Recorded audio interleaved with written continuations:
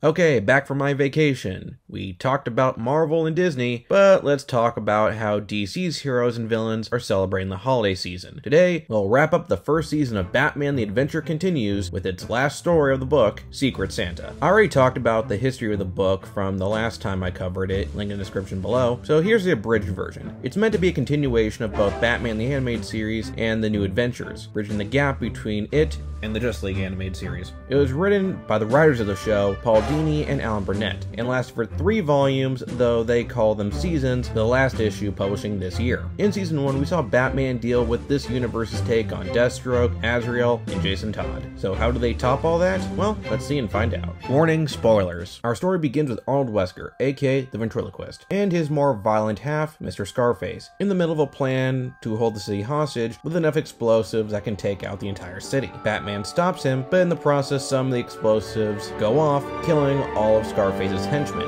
meaning only Scarface knows where the rest are. To those new to this character, Arnold Wesker suffers from dissociative identity disorder, or DID, with a secondary personality manifesting in his dummy, so though Scarface knows where the explosives are, Wesker doesn't. Unfortunately, despite dealing with Wesker a few times now, Harvey Bullock seems to forget and tries to get the information out of him, though he does at least attempt to be a little bit more clever by posing as Scarface as a way to possibly get Wesker to confess. Knowing Harvey, he probably didn't even need to do a voice while doing it. That backfires, as when Arnold does talk as Scarface, he makes it clear he isn't gonna say.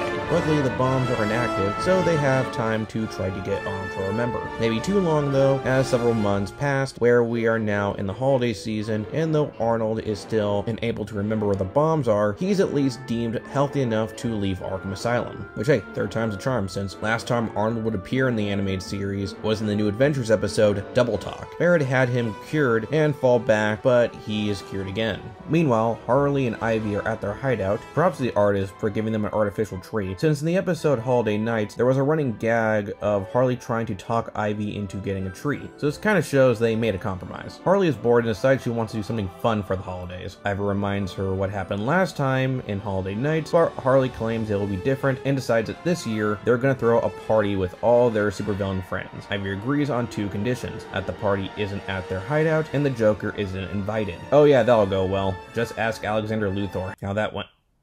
Oh. Harley's able to talk the Penguin, who decide to have a tropical Christmas, into letting her throw the party at his club, the Iceberg Lounge. Joker learns about the party, and look, it's the Joker. He might be unpredictable, but one thing you'll always be able to expect is him crashing a party, especially when someone he knows, and does some Christmas shopping at the Arkham Vault. But back at the party, it starts out pretty nice, with the villains chatting it up and having fun. We of course got some classic DCAU villains like Scarecrow, Roxy Rocket, Baby Doll, Deadshot, Clock King, and Captain Boomerang, but also got some new faces like Magpie, Ratcatcher, King Shark, Kite Man, hell yeah, and the Wonderland Gang. Some of these characters are just here for fun Easter eggs, but others will come back in bigger roles. Wesker is invited to the party, and well, he seems to be happy and having a good time, but things change when the Joker crashes the party, and though Harley does try to be civil with her, at this time, ex, and while that's happening, we see Batman and Robin spying on the party, with Robin watching from outside while Batman goes inside disguised as a criminal by the name of Newt Brody. And not long after showing up, though, things get chaotic as Joker reveals he has Scarface and has a very special Christmas plan for Wesker as he knows about the bombs. How exactly does he plan to get his hands on the explosives? How will Batman stop him? And who is a jackass who brought a fruit cake? I'm looking at you, Boomerang, cheap bastard. Well, you're gonna have to read it to find out. This was a pretty fun comic and a nice way to wrap up the first season. This also felt like a fun sequel to Holiday Nights, not just from Harley and Ivy's introduction, but the tone and how the story goes kind of harkens back to that episode, where it blends the light-hearted feeling that the holidays will bring, but also the darker elements we know the series for. Yes, Christmas with the Joker is a classic, no denying it, it's amazing, but the tone was more focused on being a light-hearted, more Silver Age adventure. This feels a bit more modern. The humor is also on point, though I can tell the creative team took inspiration from the Harley Quinn show, which I'm legit shocked they haven't done a holiday special yet, with how both Harley and Ivy, along with most of the supervillain community, are written, where they're treating what they do more like an office job and acting very casual when not focused on being, well, supervillains. But to get more into that, we'll move on to characters, starting with Batman. He's pretty much doing his usual Batman thing as he's investigating, following Wesker. However, they stick to the continuity of the series, with him seeing Wesker as one of the few villains he really believes can be redeemed, since though he does fall back into being Scarface, he always shown regret and desires to be better. But more on that in a bit. This is a side of Batman many people, and even some writers, tend to forget about, that he actually does want his villains to be better, and if they show signs of getting better, he will help them. Now, yeah, he's still cautious with him since he does still fall back into being Scarface a lot, but still, he does have faith that Wesker will get better someday. Speaking of, we now get into Arnold Wesker, aka the ventriloquist and Mr. Scarface. Wesker is a tragic figure, and despite being one half of his villainous persona, he is constantly seen as a pushover and constantly manipulated. He's reminded that he's a dummy by Scarface all the time, which makes his time at the party pretty heartwarming as everyone tries to be nice to him and make him feel welcome. Scarface, on the other hand, is of course the opposite of Wesker. He's cruel, calculating, and no matter how many times Wesker will push back and try to get better, he'll always try to find a way to crop up in moments he might feel the most happy. Now, of course, the better, the weaker the hold he has, but something like Mr. Scarface just needs that one moment to take back control, and unfortunately, sometimes it can be pretty easy, make it hard to let go. Next, we have our holiday hostesses, Harley Quinn and Poison Ivy. Now, just from the cover, you'd think that they'd be the main focus, but surprisingly, they are more in the supporting role as we focus more on Wesker, as after the party ends, they only show up for one more scene to give an idea of where Wesker and Joker are. However, when they are in a scene, they steal the show. Harley is still that supervillain with the heart of gold who wants to show everyone a good time, while Ivy is the more strict but caring girlfriend, and yes, unlike the show where they had to tiptoe around that, they do confirm that the DCAU versions were a couple who tries to support Harley in even when it's something that she's not really into.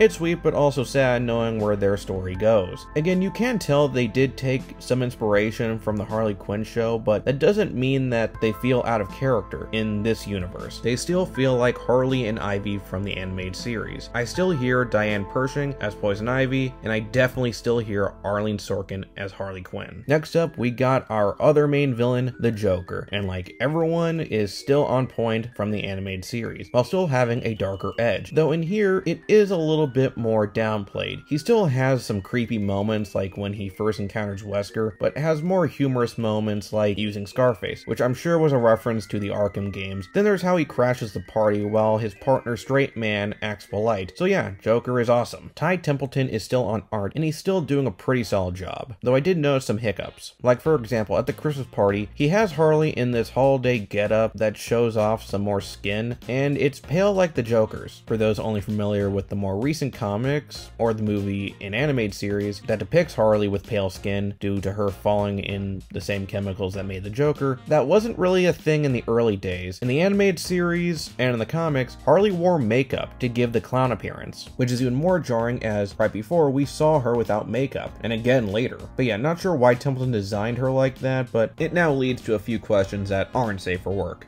Besides that, everyone is on point, and even dug seeing more DC characters in the DCAU style, though some like King Shark and Kite Man's designs were clearly based on the Harley Quinn show's designs. Either way, I dig it. On a whole, the art is on point. So yeah, this is a nice fun adventure to wrap up the season. It's funny, it's action-packed, it's still keeping the holiday spirit.